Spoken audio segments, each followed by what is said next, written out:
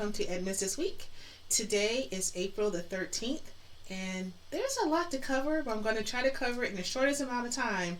But let me just preface by saying that the residents of Edmonds are activated. It's pretty impressive, you guys. But let's start to get into it, and you can see more of what I'm talking about if you haven't necessarily been plugged into what's been going on over the past few days and what's coming in the next couple of weeks. You are going to want to be able to hear this, read this, and get prepared for what's about to come.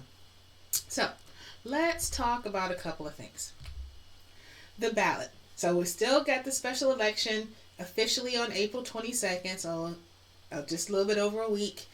Some of you have already filled out your ballots. Great. Others of you have not, because you're still trying to get, information around whether to vote yes or no. And there have been a lot of meetings in person, online, hybrid, that have happened just in the past few days. I just did one with some of the fire commissioners this past Friday night. I'm going to have that posted on the Northwest Washington Civic Circle site, hopefully later today. So that you can be able to hear what all the parties have to say and be able to make the best decision that you feel like you can as a voter. Now, there is something that's a little different. I think I mentioned it last week, but if I didn't, I apologize. I need to tell you again. Usually when you get the ballot, there's also a voter's pamphlet. There is not a separate voter's pamphlet this time. Someone had to let me know, because I had not opened my ballot yet, to see that it's actually inside. So, once you go in, you will see that there's a 4-pager that has that information in it. I would take time to read it just because it is written by your fellow residents. So there are 3 people that were appointed to write the ballot argument for Prop A and same for no to Prop A. And these are your fellow neighbors. So take a few minutes. You should read through it. I think that would be great. And like I said, I've been able through my passion project to have a number of conversations with interested parties, with stakeholders that you can find on the Northwest Washington Civic Circle website. Another great resource too is My Edmonds News. My Edmonds News has done a really great job in following all of the different meetings and letters to the editor and reader's view and just the gamut. So if you go to their website, you'll see highlighted in red is the RFA information. So I highly recommend you check that out. Now, I'm trying to figure out how I want to frame this. I want to start with a little bit of an education. I have 3 letters for you. PRR, or 3 words, public records request. Now you might be asking yourself, what is a public records request?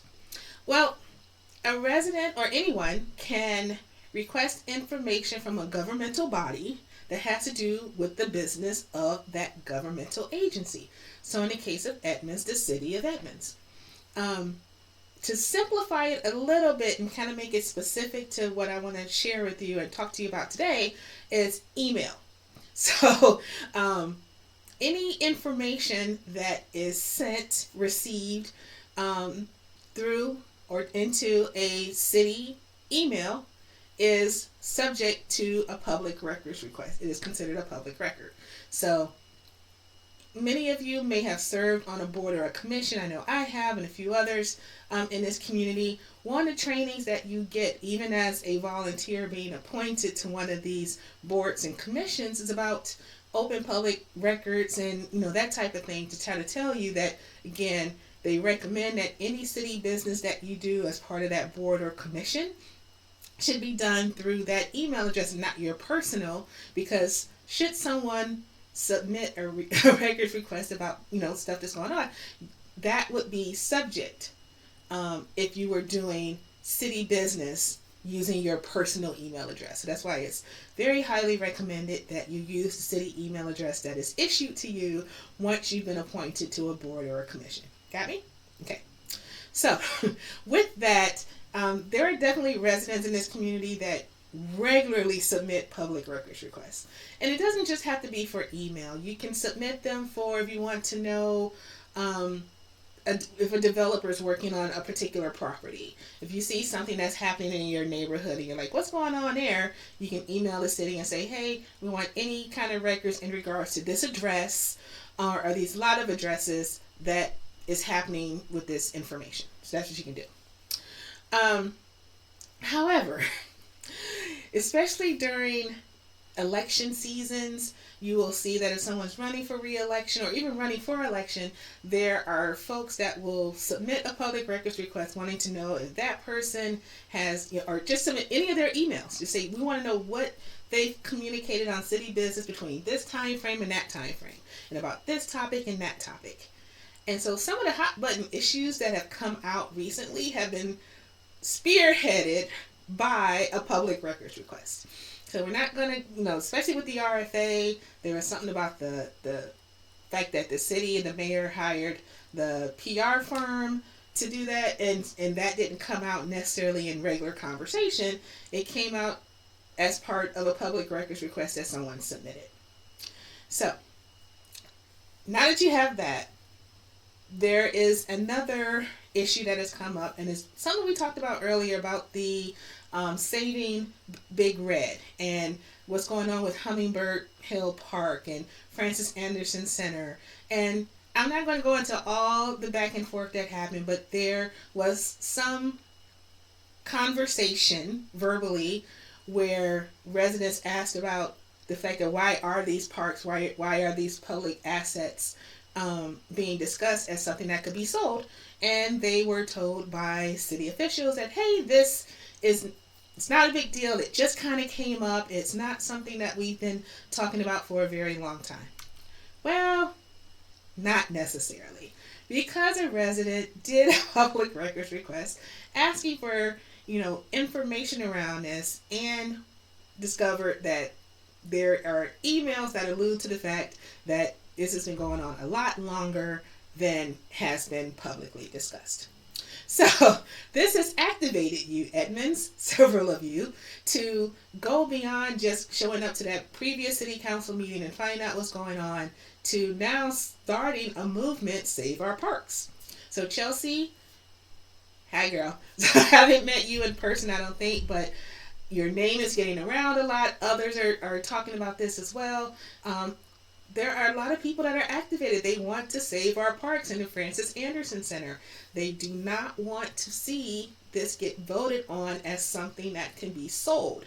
So there is a rally. They are rallying to get people aware of what's going on. They downloaded the information from that public records request and have made a public site that people can go back and look for themselves and see the results of that public records request. You can draw your own conclusion. But yes, you're activated. So now there's a rally call for everyone to show, to reach out to their city officials, to their city council members, to the mayor, but to also show up at the next city council meeting, which is actually on the 21st of April. The one that's coming up this week is all kind of the committees as a whole meeting, so it's not an actual city council meeting, but they are going to be talking about at that meeting on the 15th. An update on those neighborhood hubs, which has also come up as a subject of issue that was speared off by another public records request. So the short answer, or the short lesson for people to understand, is that if you're emailing or sending anything through a city email, it is subject for review. It is subject to public consumption. So do with that information as you will. So with that, I hope that was a little bit helpful. Again, I think that this is going to be an ongoing thing for the next few weeks, if not for the next few months. And it is an election year, so we might see more public records requests being made and the results being shared through various portals and Facebook groups and Instagram pages like the Save Our Parks one. So the kind of things called Save Edmonds Parks. So, hey, I'm super excited to see people are paying attention to what's happening and finding that they can create opportunities for change and for communication. And it's just good to see people knowing what's happening in our city. So there are good things coming up too, and I can't wait to share those with you as well.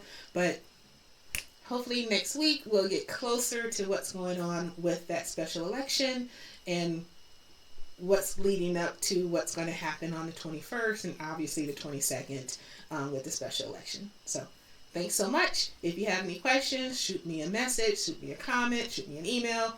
But otherwise, I'll see you next week.